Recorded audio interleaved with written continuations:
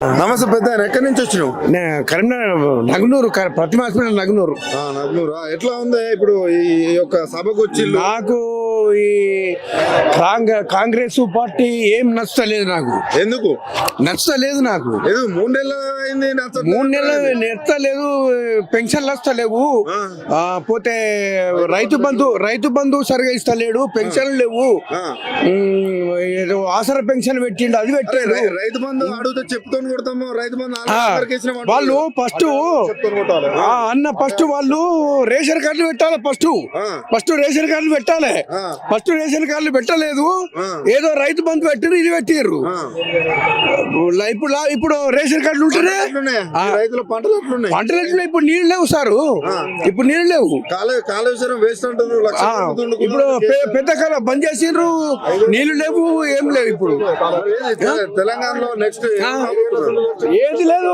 మనకు కేసీఆర్ రావాలి. మనకు ఎందుకు? ఆయన వస్తేనే మనకు మంచిగా ఉంటది. ఆయన మొత్తం 1,00,000 కోట్లు తిన్నాడట. తిన్నాడు. ఎక్కడ తిన్నాడు? ఇప్పుడు ఇప్పుడు ఇప్పుడు ఇప్పుడు వచ్చి 100 రోజులు కాలేదు, 2 లక్షలు ఖర్చు పెట్టిండు.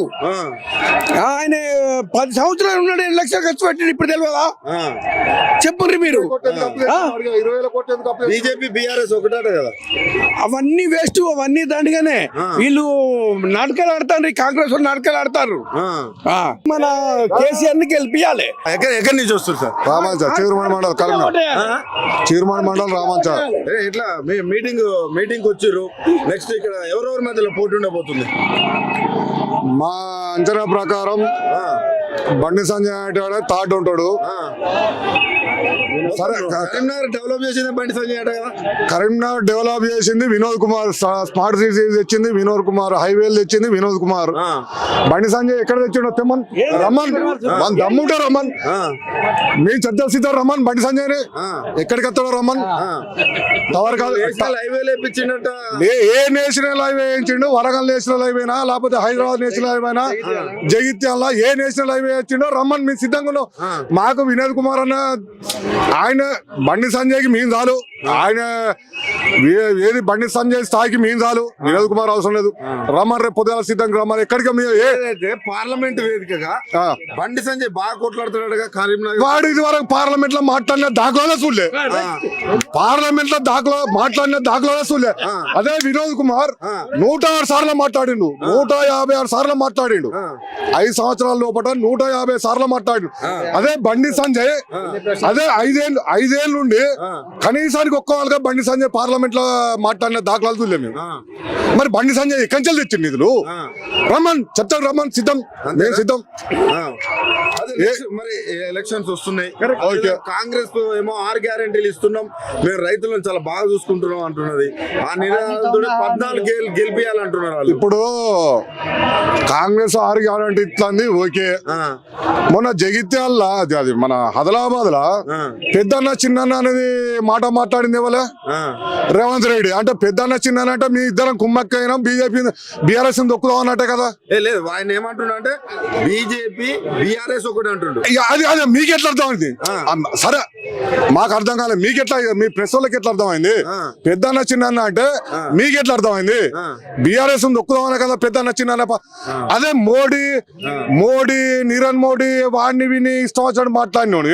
మొన్న పెద్దన్న ఎట్లా మాట్లాడినావు? ఏ రకంగా మాట్లాడినావు? వ్యతిరేకించినావు. అంబానీ ఆదాన్ దగ్గరికి పోయి అలువించుకున్నావు. నాకు ఒక్క నిమిషం వస్తుంది. అది నాకు నిధులు రావాలని అక్కంచెల్లి మాట్లాడినావు. ఇప్పుడు మళ్ళా పెద్దన్న చిన్న ఎట్లయితాడా? ఇది ఒకటి. నిన్న ప్రెసెంట్లీ నిన్న యాదాద్రికి వేయరు. పాపం బట్టి విక్రమార్క ఆయన కాంగ్రెస్ కరెంట్ కట్టవాది. కాంగ్రెస్ ను కాపాడకొచ్చింది బట్టి విక్రమార్క. అది 100%. వీడు ఆంధ్రలో చెప్పులు మోసిన దొంగ రేవంత్ రెడ్డి గారు. ఓటుకు నోటు జైల్లోకి పోయిన దొంగ. మీ నాయకుడు చెప్పేది రండి. మేనేజ్మెంట్ కోటలు కాదు. మా నాయకుడు కేటీఆర్ ఉద్యమంలో ఉట్టుకొచ్చాడు. వీడు ఆంధ్రలో బూట్లు నాకు ఇచ్చాడు.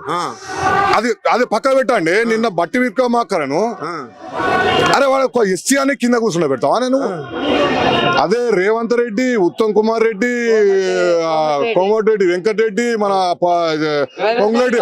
పొంగులేటి శ్రీనివాస్ రెడ్డి, మీరందరం కుర్చీలో కూర్చుంటాడు వాడు ఎస్సీ రెడ్డిలేమో నీకు కుర్చీలో కూర్చుంటాడు వాడు ఎస్సీ క్యాండిడేట్ పట్టుకొని కింద కూర్చుంటాడు పెడతా అంటే అతని అంత కించపరచుడు ఎంతవరకు?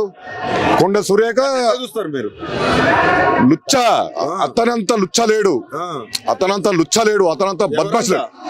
రేవంత్ రెడ్డి ముఖ్యమంత్రి, రేవంత్ రెడ్డి ముఖ్యమంత్రి అంతా లుచ్చ నా కొడుకు లేడు. ఎందుకంటే కనిపిస్తుంది కదా, ఈ 3 నెలలు కనిపిస్తుంది కదా. ఏది రైతు రుణమాఫీ ఏది, రైతు బంద్ ఏది, రైతు ఈ ఆడోళ్ళ 2500 పింఛనేది, ఇవన్నీ ఎక్కడ పోయినాయి? రైతు బంధు మీరు ఏలేదు అంటున్నారు. yes, yes. ఒక వ్యక్తి అదే విధంగా కోమటిరెడ్డి గారు కూడా మంత్రి హోదాలుండి రైతు బంధు ఇవ్వలేదు అనేటోళ్ళని చెప్పుతో కొడతామన్న వైద్యాన్ని ఎట్లా చూస్తారు మీరు? వాడిని అన్న నా కొడుకును, వాడు మినిస్టర్ కానీ ఎవడే కానీ అన్న నా కొడుకును పడనోళ్ళు వాళ్ళంతా చెప్తాను కొడతారు. రండి చెప్తారు, రండి పడనాళ్ళంతా. ఇప్పుడు రైతు బంధు ఎవరైతే ఆడుతున్నారా ప్రభుత్వమా? రైతుల అదే ఇప్పుడు మీ మీడియా ముఖంగా చెప్తాను కదా, రైతుల బాధ ఉంటే మేము ఈ మాట ఇంత మాట ఎందుకు మాట్లాడతాం? పంటలకు నీళ్ళు వస్తున్నాయా? ఎండిపోతాయి. కరెంటు లేదు, పంటలు ఎండిపోతున్నాయి. కరెంటు మస్తు ఇస్తున్నట్టు కదా, బిల్లులు లేవంట, కరెంటు బాగా ఇస్తున్నంట, పంటలు పండుతున్నాయి. జగిత్యాల జీవన్ రెడ్డి సార్ అడిగితే కరెంటు గురించి మొత్తం చెప్తాడు. మొన్న లైవ్ లో మాట్లాడింది కదా, కళ్యాణ లక్ష్మి చెక్కులు మాట్లాడగా లైవ్ లో జీవన్ రెడ్డి గారు మాట్లాడింది కదా, ఏమైంది సార్ మా ఇజ్జతమానం తీస్తామని లైవ్ లో మీరు విన్నారు, మేము అందరం విన్నాం.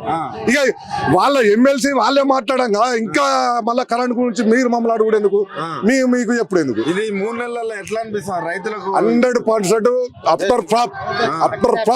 ఎట్లుండబోతుంది వచ్చే ఎన్నికలలో? 14 సీట్లకి వెళ్తాం అంటున్నాడు. 14 కాదు 4 గెలవను. రేవంత్ రెడ్డి ఛాలెంజ్ చేసిండు కదా, రేవంత్ రెడ్డి కేటీఆర్ కు ఛాలెంజ్ చేసిండు కదా, రమ్మన్ దమ్ముంటే రమ్మన్, అదే ఛాలెంజ్ స్వీకరించమని. నేను రెడీ, నువ్వు రెడీ. Thank you.